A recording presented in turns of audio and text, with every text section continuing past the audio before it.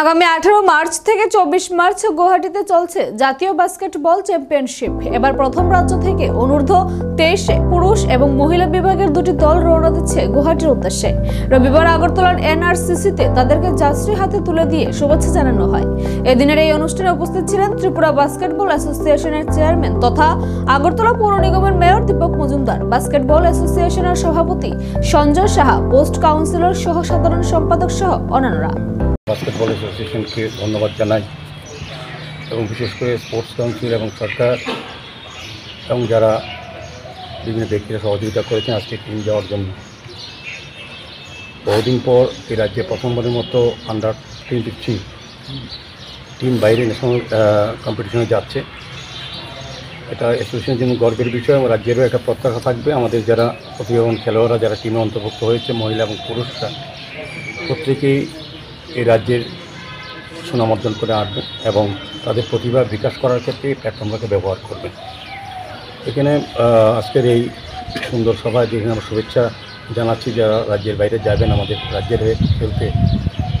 এই অনুষ্ঠানে আমাদের মধ্যে উপস্থিত আছেন যিনি অ্যাসোসিয়েশনের মাননীয় সভাপতি, ক্রীড়াবিদ, মার্কেটের ভাইস চেয়ারম্যান সঞ্জয় শাহ মহোদয়। আমাদের উপস্থিত আছেন যিনি আলোচনা রেখেছেন সুন্দরভাবে কিছুটা ক্রীড়ার বিষয়ে আলোচনা করেছেন আমাদের sports joint secretary Swapan Saha মহোদয়, আমাদের সাধারণ সম্পাদক আছেন সমীর দাস মহোদয়, অ্যাসোসিয়েশনের আমাদের আধিকারিক আছেন ক্রীড়া দপ্তরে বিমানবাবু সহ যারা আজকে আমন্ত্রিত অতিথিরা এসেছেন। বিশেষ করে যারা গুয়াহাটিতে এই ন্যাশনাল মিটে যাচ্ছেন আমাদের রাজ্যের হয়ে এই বাস্কেটবল অ্যাসোসিয়েশনের উদ্যোগে, তাদেরকে অনেক শুভেচ্ছা জানাই। এখানে স্বপনবাবু আগের বিষয়টা নেগেটিভ দিকটা তুলে দেওয়ার চেষ্টা করেছেন। যেহেতু আপনারা এই রাজ্যের ক্রীড়াবিদ বা প্লেয়ার, আপনাদের জানা দরকার যে কী কারণে আপনারা অনেক সুযোগ বা প্রতিভা থাকা সত্ত্বেও সুযোগ পাননি তখন। তো আমি বলবো যে আমি এই দিকটা যাচ্ছি না, বরং বলবো আমাদের রাজ্যে 2018 সালে আমাদের বিজেপি সরকার আসার পর বিভিন্ন দপ্তরের সঙ্গে ক্রীড়া দপ্তরকে বিশেষ গুরুত্ব দেওয়া হয়।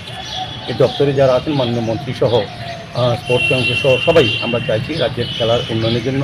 সেক্ষেত্রে খেলো ইন্ডিয়া, খেলো ত্রিপুরা সহ বিভিন্ন কর্মসূচির মাধ্যমে এবং বিভিন্ন একদম প্রত্যন্ত যাদের প্রতিভা আছে তাদেরকে সুযোগ মাঠে আনার জন্য, সুযোগ করে দেওয়ার জন্য ন্যাশনাল মিট থেকে একদম আন্তর্জাতিক স্তর যাওয়ার জন্য কিন্তু আমাদের ক্রীড়া দপ্তর, আমাদের সরকার চেষ্টা করছেন। বিভিন্ন বলে পরিত্যক্ত মাঠগুলিকে খেলা উপযোগী করা হচ্ছে এবং প্রশিক্ষণের মাধ্যমে বিভিন্ন কর্মসূচির মাধ্যমে, বিভিন্ন স্কিমের মাধ্যমে প্লেয়ারদেরকে মাঠমুখী করা এবং তাদেরকে তাদের প্রতিভাকে আরও বিকশিত করা বা সমৃদ্ধ করার সুযোগ দেওয়া হচ্ছে নিরপেক্ষভাবে।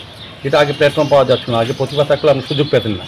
এখন কিন্তু আমাদের সরকারের আমলে কিন্তু তাদের প্রতিভা আছে, যাদের গুণ আছে তাদেরকে বিকাশ করার ক্ষেত্রে কিন্তু আমাদের সরকার একদম মহবদের সবকা বিকাশের নীতিতে সারা রাজ্যের সঙ্গে ক্রীড়ার ক্ষেত্রকে বিশেষভাবে দেখবেন আপনার সিনথেটিক কার্ড, পরীক্ষা থেকে স্টেডিয়াম হচ্ছে, বিভিন্ন জেলাতে এখন স্টেডিয়াম হচ্ছে, বিভিন্ন মাঠগুলি উন্নত করা হচ্ছে।